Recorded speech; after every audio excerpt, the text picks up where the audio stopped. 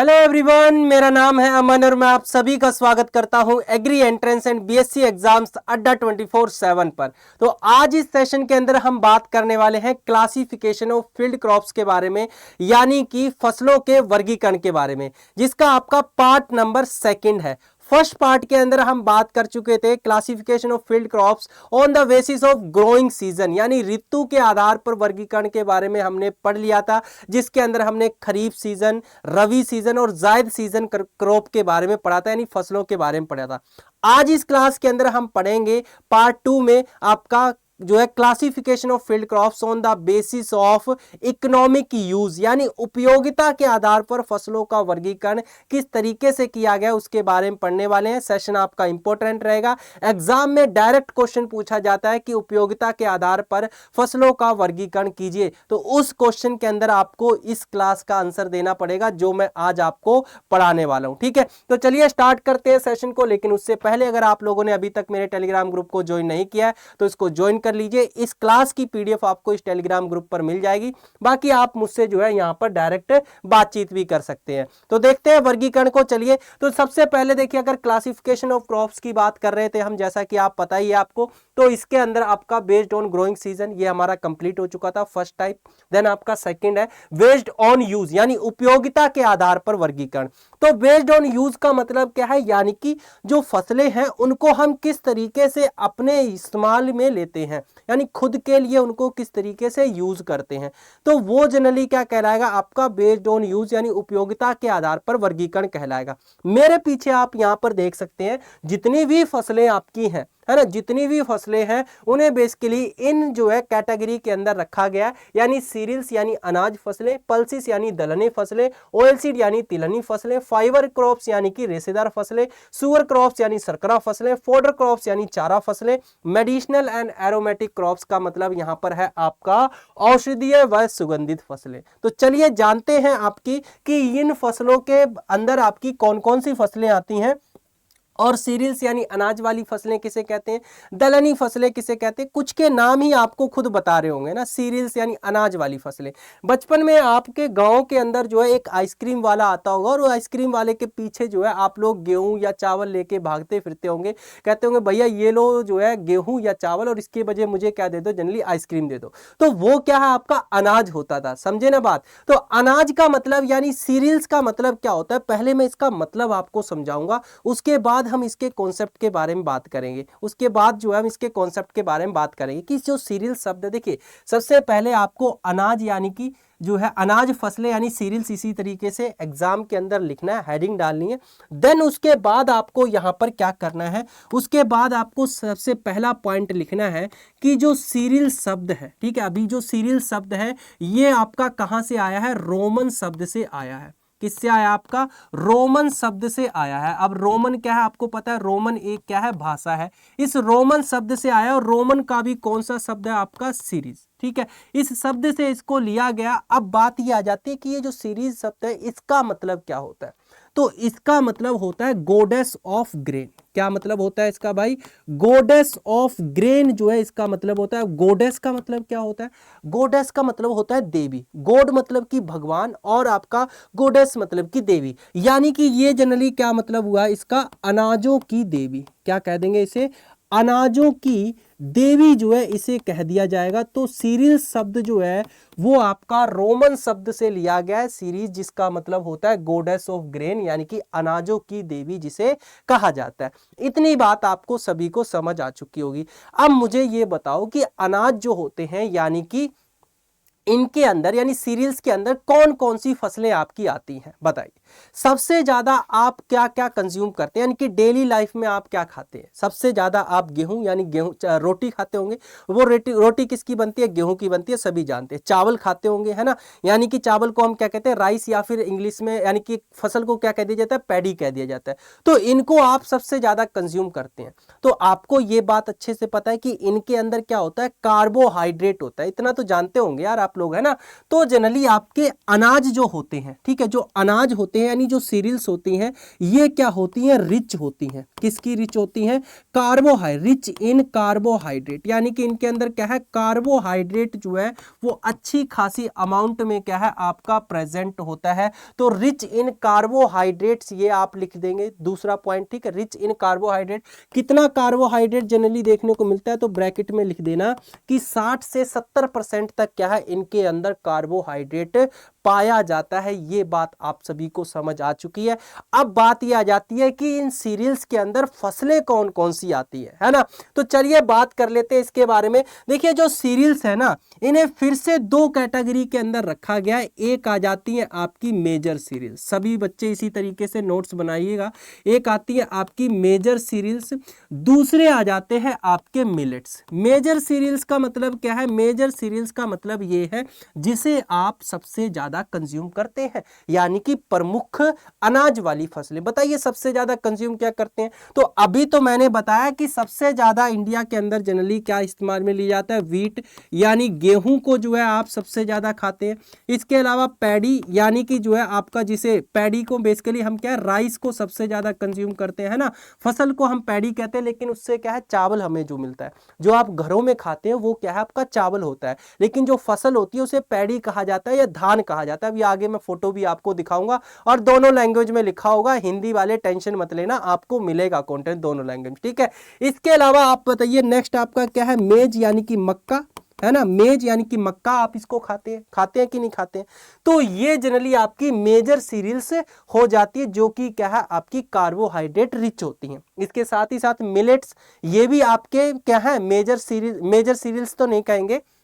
देखिए अच्छा, हाँ ये तो मैंने बताया नहीं कि ये मेजर सीरियल्स इनको क्यों कहा जाता है। इसमें ऐसा क्या है, मतलब इन्हें मेजर सीरियल्स के अंदर रखा गया, इन्हें माइनर या फिर कह लीजिए इन्हें मिलेट्स के अंदर रखा गया। तो इनका जो ग्रेन साइज होता है, यहां पर आप लिख लीजिए, यहां पर ग्रेन साइज क्या है इनका बड़ा होता है, यानी कि ग्रेन साइज क्या है ये आपका ज्यादा होता है। ग्रेन साइज क्या है इनका बड़ा होता है। इसके ग्रेन साइज का मतलब समझ रहे हैं, यानी दाने का आकार जो है। अगर यहां पर हम मिलेट्स की बात करते हैं तो इनका ग्रेन साइज क्या है, स्मॉल होता है।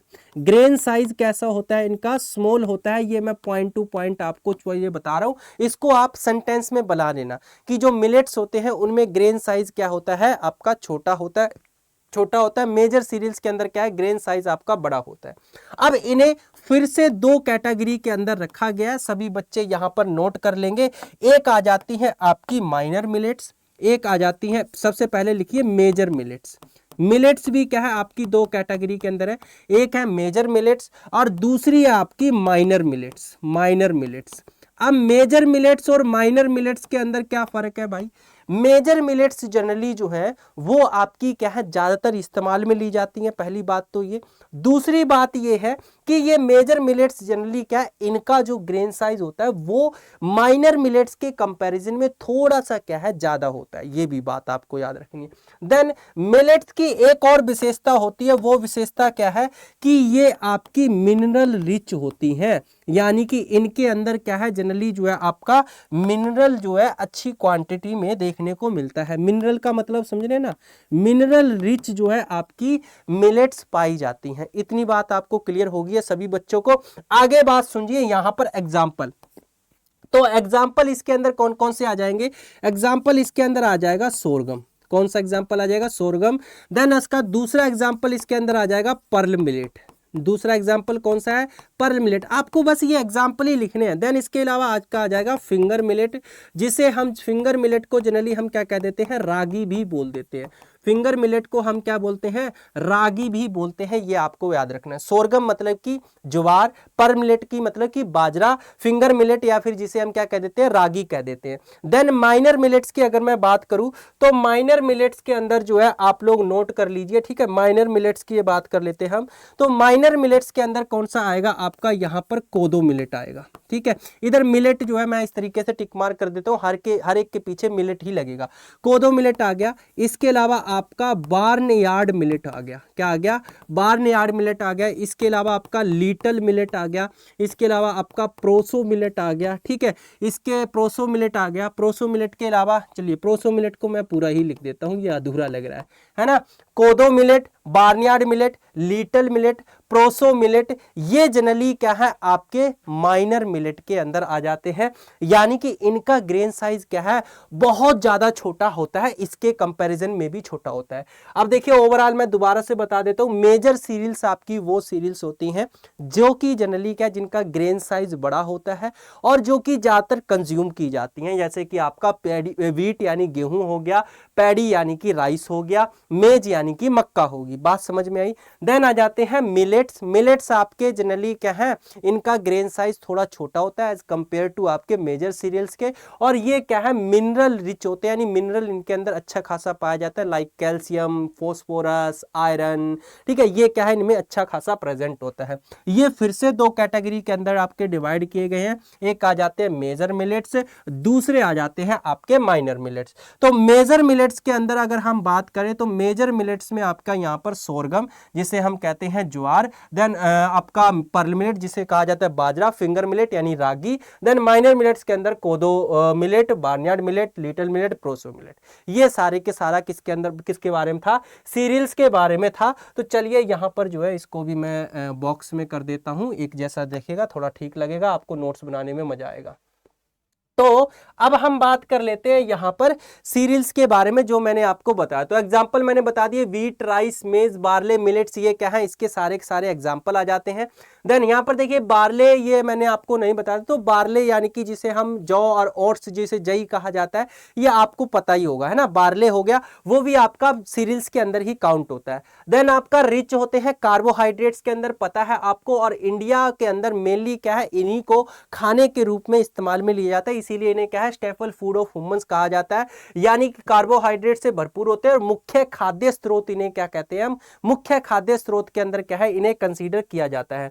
अब बात कर लेते हैं इनकी पिक्चर, मैं आपको यहां पर दिखा देता हूं, है ना, पिक्चर चलिए आपको दिखा देता हूं। जैसा कि आप यहां पर देख सकते हैं, ये आपका पैडी हो गया, ये जनरली क्या है मेज यानी कि मक्का होगी, ये आपका क्या है बार्ले यानी कि जो है जौ हो गया, इसके अलावा ये आपका बीट यानी गेहूं हो गया, ये आपका सोरगम यानी कि ज्वार हो गया, और ये आपका पर्ल मिलेट यानी कि बाजरा हो गया। तो ये आपके कुछ मेजर सीरियल्स थे जिनको मैंने यहां पर बता दिया, बाकी नाम तो मैंने हर किसी के बता ही दिए, ठीक है, इनको आप आइडेंटिफाई कर सकते हैं, कुछ बच्चों ने इनको देखा भी होगा, और हालांकि प्रीवियस जो क्लासिफिकेशन था उसमें भी मैंने आपको बताया था। देन नेक्स्ट बात कर लेते हैं अब यहां पर हम पल्सिस के बारे में।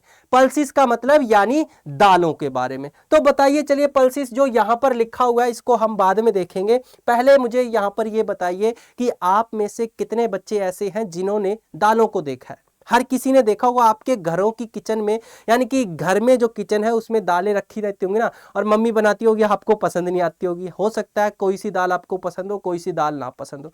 तो दालें यानी कि पल्सिस जो है जनरली आपकी, सबसे पहली तो बात जनरली याद रखिए कि दालों में बताइए सबसे ज्यादा क्या होता है। यानी अगर मैं पल्सिस की बात करता हूं तो पल्सिस जो है मेनली आपकी किसकी सोर्सेस होती हैं, पल्सिस आपकी यानी जो दालें हैं वो किसकी सोर्स होती हैं बताओ। आपने पढ़ा होगा कि दालें क्या है आपकी प्रोटीन की सोर्स होती हैं, यानी कि सबसे पहला पॉइंट क्या लिखेंगे कि रिच इन प्रोटीन। दालें जो जनरली आपकी क्या है वो प्रोटीन रिच होती हैं, इनके अंदर क्या है प्रोटीन की मात्रा अच्छी खासी पाई जाती है। प्रोटीन क्या है इनके अंदर प्रचुर मात्रा में जो है पाया जाता है, इतनी बात आपको पता चल चुकी है। दालों में क्या है प्रोटीन अच्छी मात्रा में पाया जाता है। देन इसके अलावा बताइए दालें एक्चुअल में क्या है, यानी कि जो आपका प्लांट होता है, प्लांट के ऊपर जो पोड लगती है, फली लगती है, उस फली के अंदर से जो दाना निकलता है उसको हम एज अ दाल के रूप में यूज करते हैं, यानी कि उसे ही क्या है आपका दाल के रूप में इस्तेमाल में लिया जाता है। बात समझ में आई इतनी सी। नेक्स्ट आपका देखिए दालों की जो पोड्स होती हैं, दालों की जो पोड्स होती हैं, यानी कि हम इसको कह देते हैं इमैच्योर पोड, लिख लीजिए यहाँ पर। इमैच्योर पोड का मतलब क्या है, यानी कि वो अभी तक क्या है पूरी तरह पकी नहीं है, वो कच्ची अवस्था में है, तो उसको हम क्या करते हैं एज अ वेजिटेबल के रूप में भी इस्तेमाल कर लेते हैं, यानी कि सब्जी के रूप में भी क्या है उसे इस्तेमाल में ले ली जाती है। आपने खाई होगी सेम की फली, आपने खाई होगी ग्वार की फली, यानी कि जिसे क्लस्टर बीन कहते हैं, उसकी फली आपने खाई होगी, सब्जी खाई होगी, है ना। तो उसको जनरली क्या है आपका इमैच्योर पोड्स होती है, उसको वेजिटेबल के रूप में भी क्या है इस्तेमाल में ले लिया जाता है। इतनी बात समझ में आई। नेक्स्ट आपका देखिए दलहनी फसलों की खास बात होती है, वो खास बात क्या होती है, जैसे कि अगर मैं बात करूं तो आगे चल के आप खैर डिटेल में इसके बारे में पढ़ेंगे, फिलहाल इतना जान लीजिए जैसे कि ये प्लांट है, ठीक है, ये प्लांट आपका क्या है, दलहनी प्लांट है, यानी कि लेग्यूम क्रॉप है। इसके जड़ों के अंदर क्या है, इस तरीके से गांठें बनती हैं। बहुत सारे बच्चे होंगे जो फार्मिंग बैकग्राउंड से होंगे, यानी जिनके घरों में खेती होती है, उन बच्चों ने अगर दलहन के पौधे को उखाड़ के देखा होगा तो उनकी जो है जड़ों में क्या है, इस तरीके से गांठें बनती हैं, जिन्हें हम क्या कहते हैं, नोड्यूल कहते हैं। जिन्हें क्या बोला जाता है, नोड्यूल कहते हैं। और इस नोड्यूल के अंदर क्या है, राइजोबियम बैक्टीरिया रहता है। क्या रहता है, राइजोबियम बैक्टीरिया रहता है। और ये राइजोबियम क्या है, आपका एक बैक्टीरिया है, याद रखना क्या है, एक बैक्टीरिया है। और ये राइजोबियम बैक्टीरिया क्या करता है बताओ, नाइट्रोजन का फिक्सेशन करता है। जो एटमॉस्फेयर के अंदर नाइट्रोजन है, आप सभी को पता होगा 78% क्या एटमॉस्फेयर के अंदर नाइट्रोजन है, तो वो नाइट्रोजन क्या है, वो आपका सोयल के अंदर क्या करता है, फिक्स करता है। अब कैसे फिक्स करता है वो हम आगे चल के डिटेल में फिर कभी पढ़ेंगे, जब आगे चल के आपके सिलेबस में आएगा। फिलहाल ये याद रखिए कि ये क्या है, नाइट्रोजन फिक्सेशन का काम करता है। क्या करता है, नाइट्रोजन फिक्सेशन का काम करता है।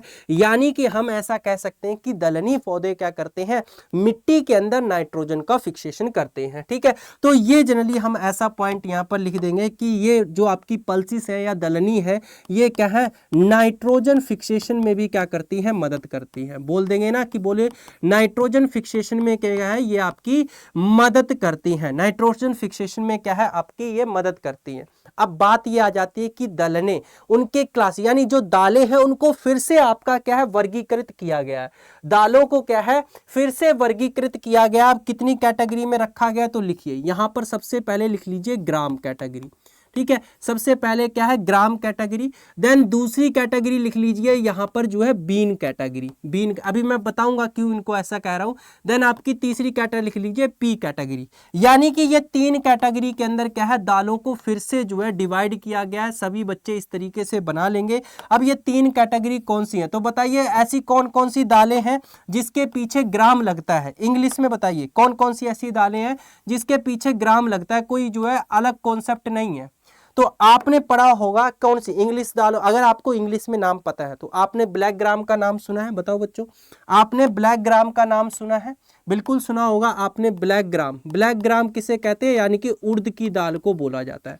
ब्लैक ग्राम किसे कहा जाता है भाई, हिंदी में लिख लेना, उड़द जो है उसको हम ब्लैक ग्राम कहते हैं। इसके अलावा आपने ग्रीन ग्राम सुना होगा। ग्रीन ग्राम किसे कहा जाता है, मूंग की दाल को कहा जाता है।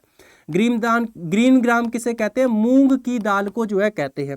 देन आपका रेड ग्राम किसे कहा जाता है बताओ भाई, रेड ग्राम कहा जाता है अरहर को, है ना, अरहर की दाल को क्या है। अब एक काम करना, अरहर की दाल को क्या कहते हैं, रेड ग्राम कहते हैं। अब एक काम करना, अपने घर की किचन में जाना और मम्मी से पूछना, मम्मी उड़द की दाल कौन सी है, मूंग की दाल कौन सी है, अरहर की दाल कौन सी है, क्योंकि आप में से बहुत सारे बच्चों को पता नहीं होगा। मेरे को खुद जो है स्कूल टाइम के बाद पता चला कि अरहर की दाल कौन सी है, मूंग की कौन सी है, उड़द की कौन सी है, ठीक है, ताकि आप उनका आइडेंटिफिकेशन कर सको।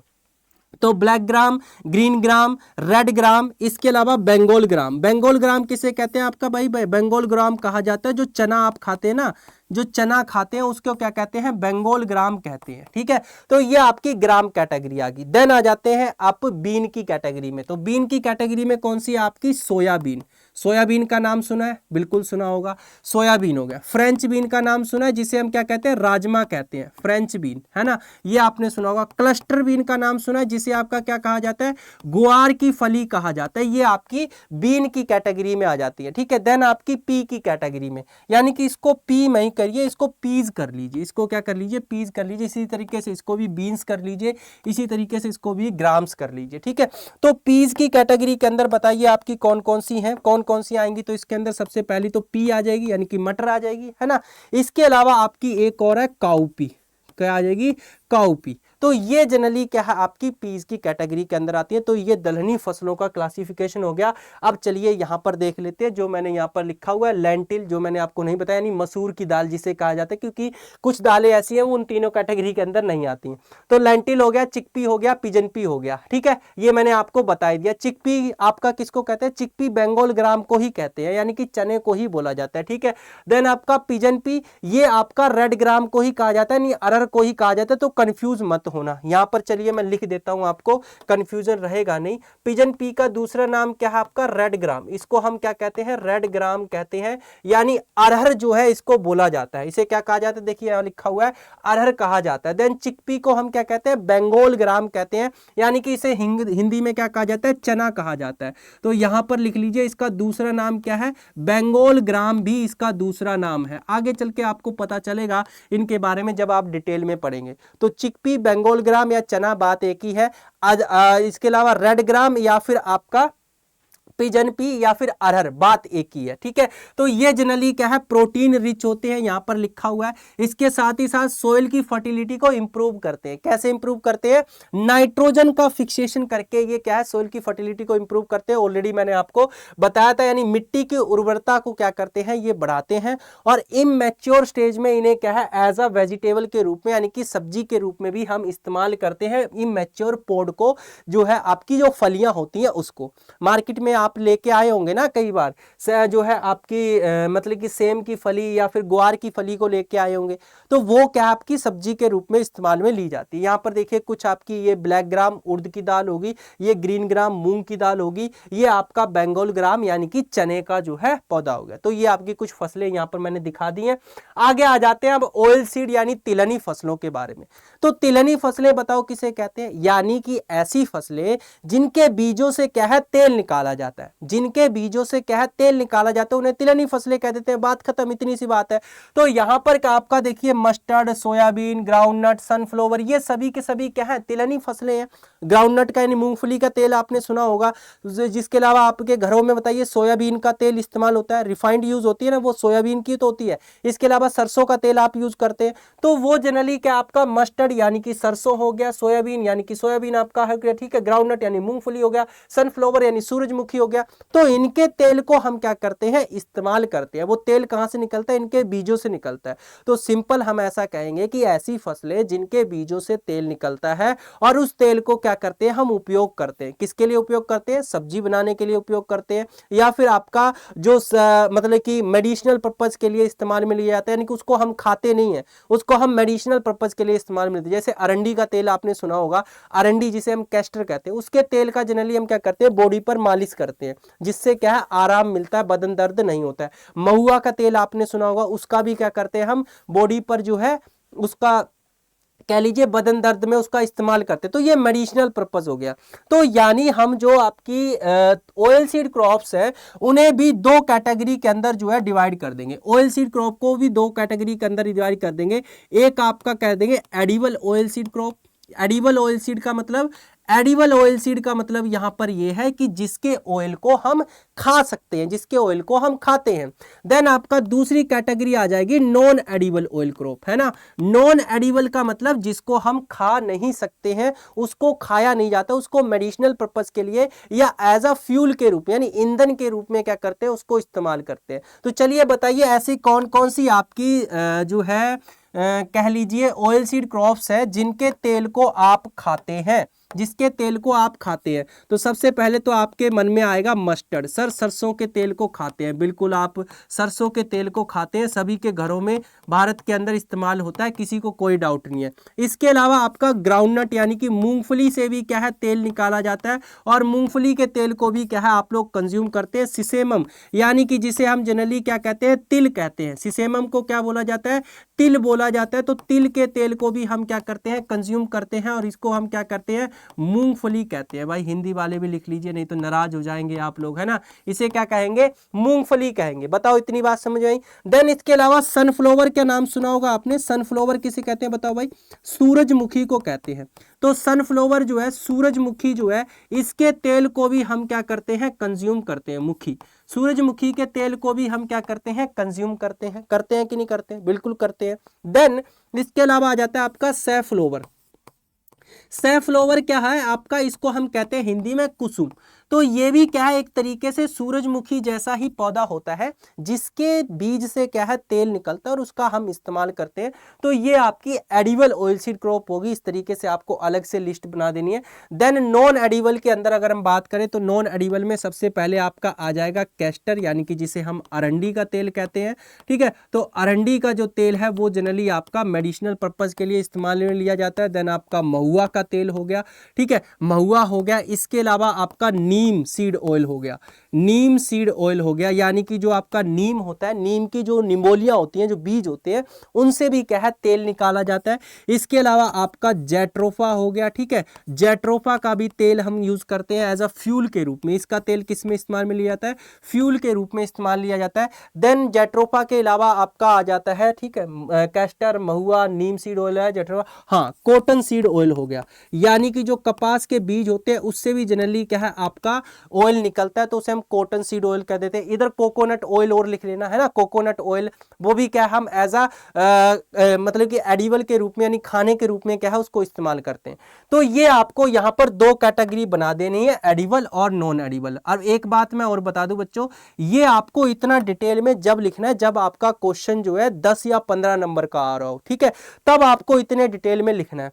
अदरवाइज आप क्या करेंगे, अदरवाइज आप एग्जाम के अंदर इतना लिख देंगे, इतना आपका काफी चल जाएगा। यानी कि अगर आपका वर्गीकरण दिया गया 5 नंबर में और तो सारे का सबके बारे में आप बताओगे थोड़ा थोड़ा, तो बहुत सारा हो जाएगा। तो आपको इतना लिख देना काफी है, सफिशिएंट है। तो देखिए यहाँ पर एडिबल यानी खाने के लिए, या फिर आपका कॉस्मेटिक्स यानी कि जो है आपका वही मेकअप वगैरह वहां के लिए। देन आपका बायोफ्यूल यानी ईंधन के रूप में, या फिर मेडिसिनल। ठीक है, मेडिसिनल भी यहां पर लिख लीजिए भाई, मेडिसिनल भी यहां पर लिख लीजिए, यानी औषधि के रूप में भी हम क्या करते हैं, इस्तेमाल करते हैं। ठीक है, मेडिसिनल के रूप में भी क्या है उनको इस्तेमाल में लिया जाता है। ये पॉइंट भी आप यहां पर लिख लीजिए। चलिए आगे बढ़ते हैं। तो यहां पर देखिए ये आपकी कुछ ऑयल सीड क्रॉप्स को यहां पर दिखाया गया। आप में से बहुत बच्चे जो है जानते भी होंगे, ये इसलिए दिखाई है ताकि आपको पहचान हो जाए, है ना।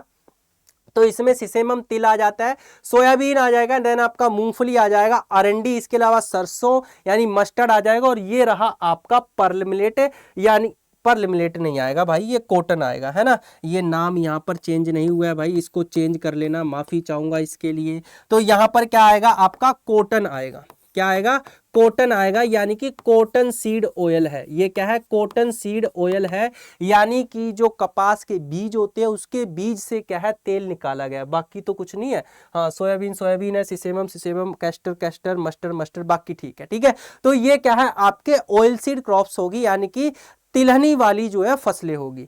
नेक्स्ट आ जाती है आपकी अगली कैटेगरी जो है फाइबर क्रॉप्स, यानी रेशेदार फसलें।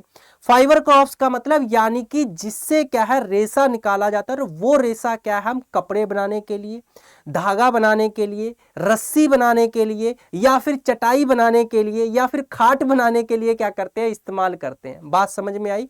आप जो जैसे मैंने ये टी शर्ट पहनी हुई है, आपने भी कपड़े पहने हुए, कोई ऐसा तो नहीं है बिना कपड़ों को बैठे हो, हर किसी ने पहने ना कपड़े। तो वो कपड़े किसके बने बताओ, कहीं ना कहीं वो पौधे से ही तो लिए गए हैं, और पौधे के किसी भाग से वो लिए गए, यानी पौधों से क्या है रेशा निकाला जाता है, उस रेशे से क्या है फिर वो आपकी धागा बनता है, धागे से फिर कपड़ा बनता है, या फिर रस्सियां बनाई जाती हैं, चटाइयां बनाई जाती हैं। वो सारी किससे बनती हैं, आपकी रेशे से ही बनती हैं। वो कहां से आते हैं, पौधे से ही आते हैं, पौधे से ही आते हैं, है ना। ये चीज आप सभी लोग अच्छे से जानते हैं। तो इसके अंदर आपकी फाइबर क्रॉप्स की बात करें तो आपको मोटे मोटे एग्जांपल हर किसी को पता है कि सर इसके अंदर कॉटन यानी कपास आती है, इसके अंदर जूट आता है, इसके अंदर जो है आपका, हाँ बस यही दो पता होंगे, कपास और जूट के बारे में पता होगा। लेकिन इनको फिर से क्या है आपका वर्गीकृत किया गया है। सभी बच्चे यहां पर नोट कर लीजिएंगे इनके वर्गीकरण को। ठीक है, सभी बच्चे क्या है इसके वर्गीकरण को नोट कर लीजिएंगे। सबसे पहले यहां पर आता है आपका लिंट। ठीक है, लिंट फाइबर। अब देखिए लिंट फाइबर जो है किसे कहते हैं। आप मुझे एक बात बताओ, आपने कॉटन कितने बच्चों ने देखा है, कॉटन कितने बच्चों ने देखा, कॉटन का पौधा कितने बच्चों ने देखा है। आपने देखा होगा, अगर कॉटन को आप में से किसी बच्चे ने देखा है तो आपने देखा होगा ये क्या है, कॉटन का बीज है ना। ये क्या है, कॉटन का बीज है, और इस बीज के ऊपर आप देखिए अलग रंगा हो जाएगा। चलिए कॉटन सफेद करना था मुझे, कोई बात नहीं।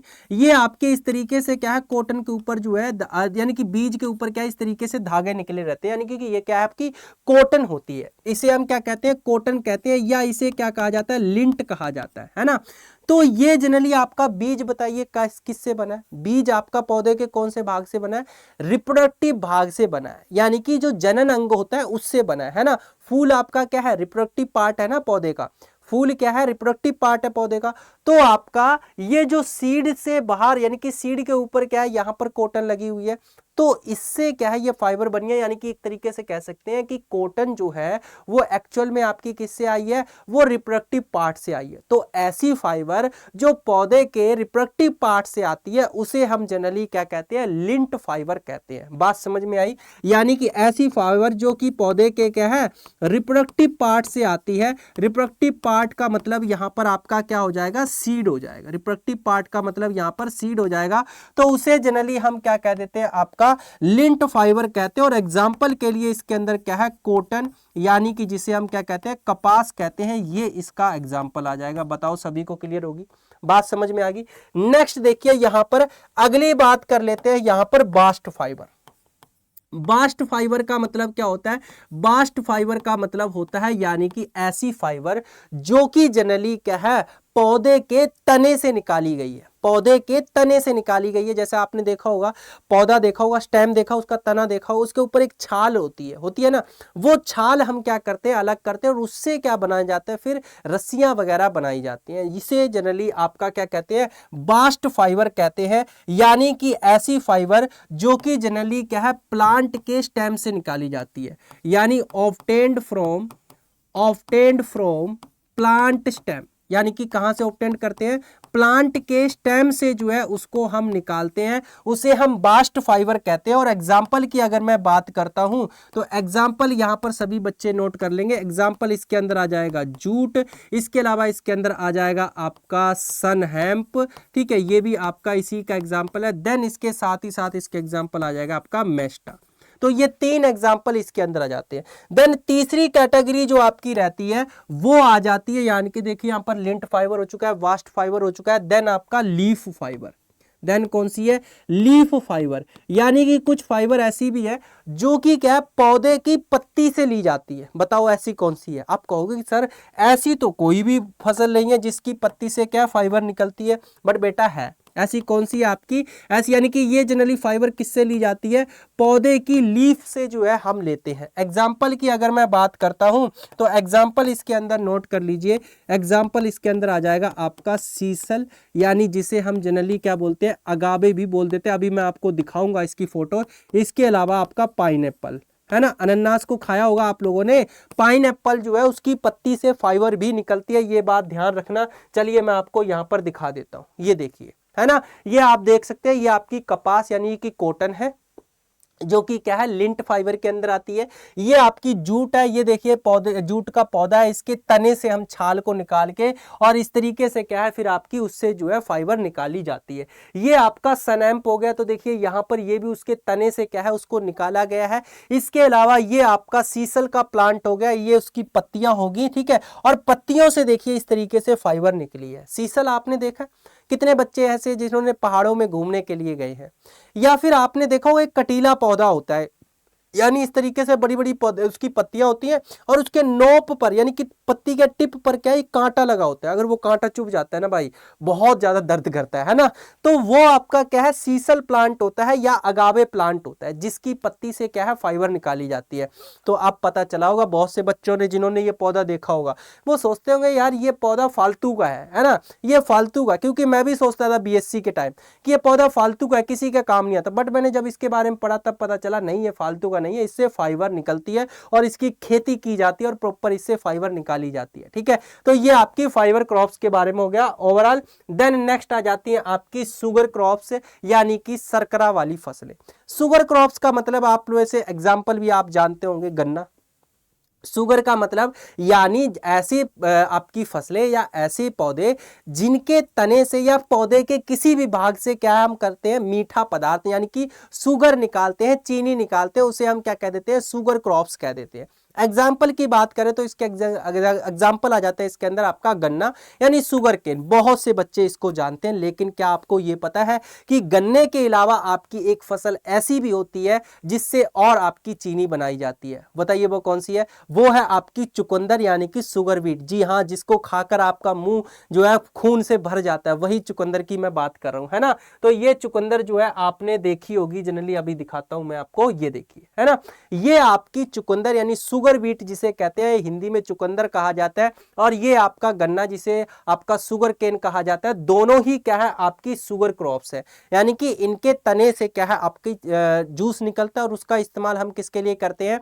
शुगर बनाने के लिए, या फिर उसका इस्तेमाल किसके लिए किया जाता है? गुड़ बनाने के लिए किया जाता है। यानी कि इस्तेमाल किसके लिए करते हैं? यूज इनका क्या है? या तो जो है हम उससे शुगर बनाते हैं, यानी कि शुगर को क्या कहते हैं? चीनी कहते हैं। या फिर आपका क्या है? जैगरी। जैगरी का मतलब क्या होता है? यानी कि गुड़ बनाया जाता है। जैगरी मतलब कि गुड़ बनाया जाता है। तो ये दो प्रोडक्ट क्या है इससे आपके बनाए जाते हैं। तो यहाँ पर एग्जांपल देखिए, sugarcane and sugar beet, ये एक का एग्जांपल हो जाता है। इसके अलावा देखिए, आप में से कुछ बच्चे अगर गन्ने की फैक्ट्री में गए होंगे, या आपने हर किसी ने गन्ने का जूस पिया होगा, तो जो गन्ने की ठेली होती है, जब उससे जूस निकल जाता है तो उसके बाद भी उसके पास क्या बचता है? कचड़ा बचता है। बचता है कि नहीं बचता है? उस कचड़े को हम क्या बोलते हैं? उस कचड़े को हम बैगेसिस बोलते हैं। क्या बोलते हैं उसे? बैगेसिस बोलते हैं। और इसका इस्तेमाल किस लिए किया जाता है बताओ? इसका कुछ यूज होगा? होगा। इसका इस्तेमाल होता है किसके लिए होता है? पेपर बनाने के लिए होता है। यानी पेपर मेकिंग के लिए क्या है इसका इस्तेमाल किया जाता है। कागज इससे जो है बनाया जाता है। बात समझ में आई? इसके अलावा आप देख रहे हैं ये वाला जो गाढ़ा सा आपको शहद की तरह, काले शहद की तरह दिखाई दे रहा है, इसे हम कहते हैं मोलेसिस। और ये भी जनरली क्या है? गन्ने से ही बनता है। यानी गन्ने से जूस निकलता है, और उसको जब थोड़ा सा गर्म करते हैं, फर्मेंटेड करते हैं, तो ये आपका मोलेसिस बनता है। और इसका अगर और फर्मेंटेशन किया जाए तो इससे क्या बनाई जाती है? आपकी अल्कोहल बनाई जाती है, यानी कि शराब इससे बनाई जाती है। ठीक है। देन आपका आ जाता है प्रेसमेड। प्रेसमेड जनरली क्या है? जैसे आपने देखा होगा अगर गुड़ बनते हुए, तो जब गुड़ जूस निकलता है उसका, तो जूस निकलने के बाद वो उसमें बहुत सारी गंदगी होती है। तो गंदगी को साफ करने के लिए हम उसके अंदर क्या है आपका कुछ जो है सब्सटेंस का यूज करते हैं, केमिकल का यूज करते हैं। और उसके बाद जो गंदगी के साथ जो निकलता है, गंदगी जो निकलती है उसके साथ, यानी उस गंदगी को हम क्या कह देते हैं? एक तरीके से प्रेसमेड कह देते हैं। बस इतना सा ध्यान रखना।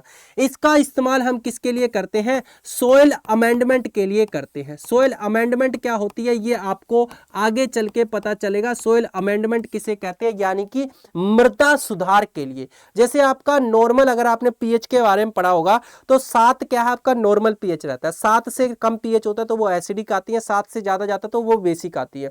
तो इसी तरीके से मिट्टी का भी पीएच हम लेते हैं। अगर मिट्टी का पीएच क्या है 7 से कम है तो वो एसिडिक सोइल कहलाती है, अगर 7 से ज्यादा तो बेसिक सोइल कहलाती है।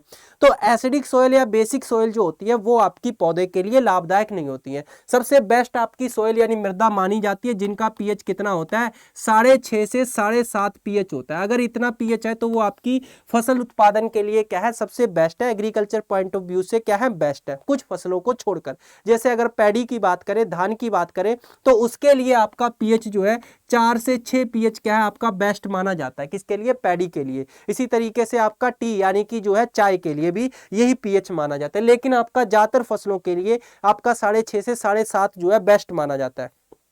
तो ऐसी जो है मिट्टियां जिनका पीएच क्या है आपका कम है, तो वो क्या है? खराब होंगी आपकी, वो सोइल क्या है आपकी खराब होंगी। तो उनके अमेंडमेंट के लिए, उनके सुधार के लिए हम क्या करते हैं? प्रेसमेड का जो है इस्तेमाल करते हैं। इसका जो है इस्तेमाल किया जाता है किसके लिए? एसिडिक सोइल्स के अमेंडमेंट के लिए। लिख लीजिए, एसिडिक सोइल के अमेंडमेंट के लिए हम क्या करते हैं? इसका इस्तेमाल करते हैं। यानी कि अम्लीय मृदाओं के सुधार के लिए प्रेसमेड का इस्तेमाल किया जाता है। तो ये तीनों के तीनों क्या है? आपके शुगर केन के बाय प्रोडक्ट है। बाय प्रोडक्ट का मतलब यानी मेन प्रोडक्ट कौन सा है? हमारी चीनी है, लेकिन उसके बाद भी उसके अलग से भी क्या है प्रोडक्ट निकलते हैं, जिसमें आपका मोलेसिस, बैगेसिस एंड आपका जो है प्रेसमेड आता है। तो ये क्या है? शुगर केन के बाय प्रोडक्ट कहलाएंगे। बाय प्रोडक्ट मतलब सेकेंडरी प्रोडक्ट हैं, और इनका भी इस्तेमाल हम जो है जनरली करते हैं। ठीक है। नेक्स्ट चले आगे बात कर लेते हैं। ये फसलें मैंने आपको दिखाई दी हैं। नेक्स्ट बात कर लेते हैं अब फॉडर क्रॉप्स के बारे में, यानी चारा वाली फसलों के बारे में। तो हम दूध पीते हैं, है ना, दही खाते हैं, मक्खन खाते हैं और इसके अलावा पनीर खाते हैं, वो कहाँ से आता है? जानवरों से आता है। जानवर कैसे देते हैं? उनको भी तो खाने के लिए चाहिए ना, तो उनको खाने के लिए हम क्या देते हैं? चारा देते हैं, और उसे इंग्लिश में क्या कह दिया जाता है?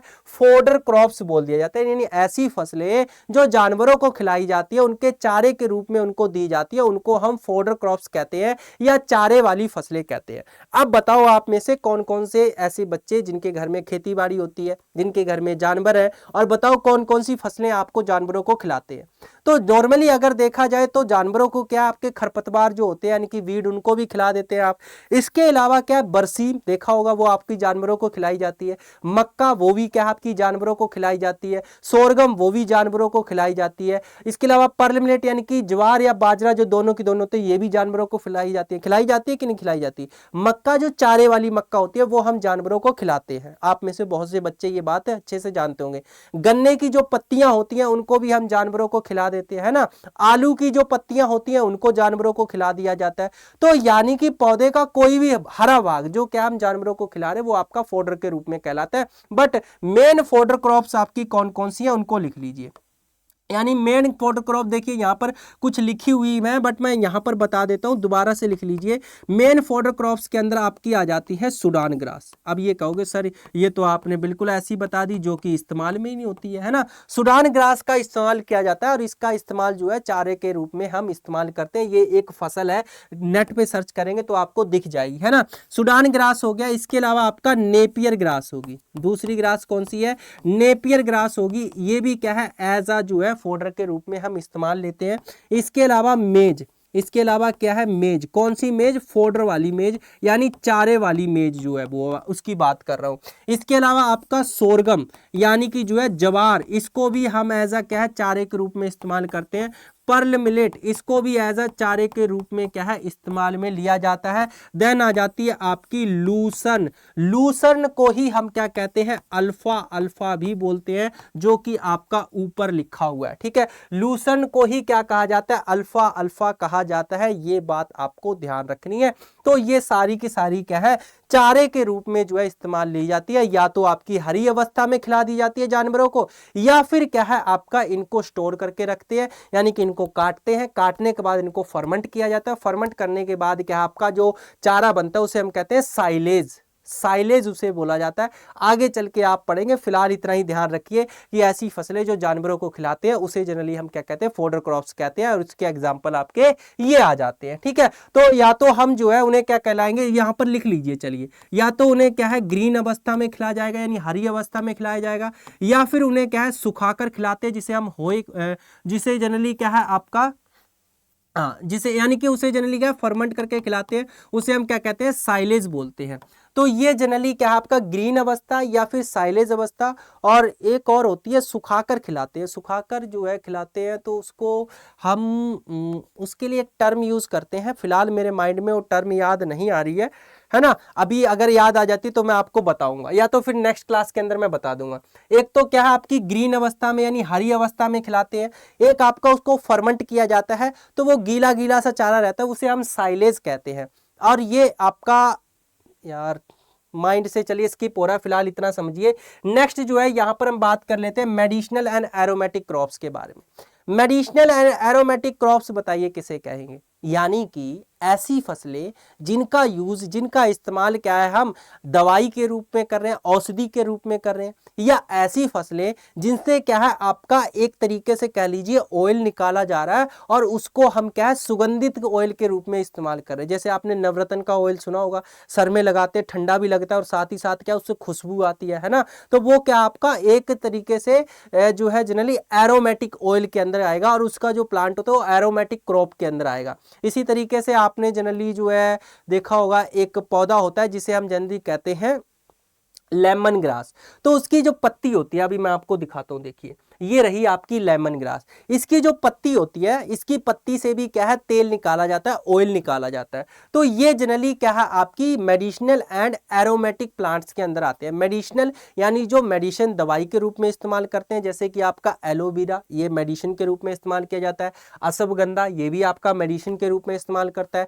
और आपका एरोमेटिक यानी कि सुगंधित तेल उससे निकालते हैं। मेडिसिन जो दवाई के रूप में इस्तेमाल होती है, एरोमेटिक जिनसे सुगंधित तेल निकाला जाता है। सुगंधित तेल के लिए जैसे कि आपकी लेमन ग्रास होगी, तो इसकी पत्ती से क्या है सुगंधित तेल निकलता है। इसी तरीके से आपका जो है मिंट ग्रास होगी, यानी कि जो मिंट हो गया, पुदीना हो गया, उससे भी क्या है आपका तेल जनरली जो है हम निकालते हैं। इसी तरीके से आपका जो मैंने अभी आपको बताया था क्या, नवरत्न तेल वाला जो बताया था, है ना।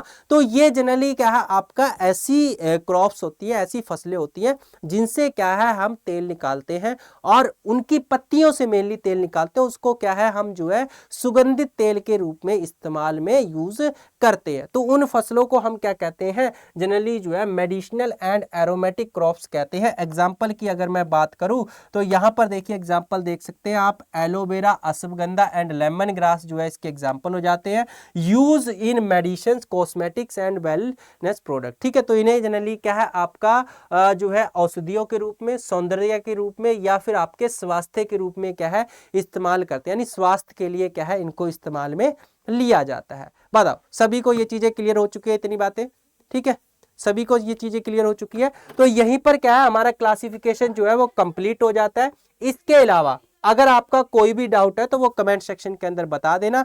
ये मेरा टेलीग्राम ग्रुप है, इसको ज्वाइन कर लेना, और यहां पर आपको इस क्लास की पीडीएफ मिल जाएगी। साथ ही साथ चैनल को लाइक करना, शेयर करना, और जो बच्चे इस चैनल वीडियो को लाइक करना, शेयर करना, और जो बच्चे इस चैनल पर नए हैं वो चैनल को सब्सक्राइब कर लेना। मिलते हैं नेक्स्ट क्लास के अंदर, अपना ध्यान रखना और जो है तैयारी करते रहना। Thank you so much.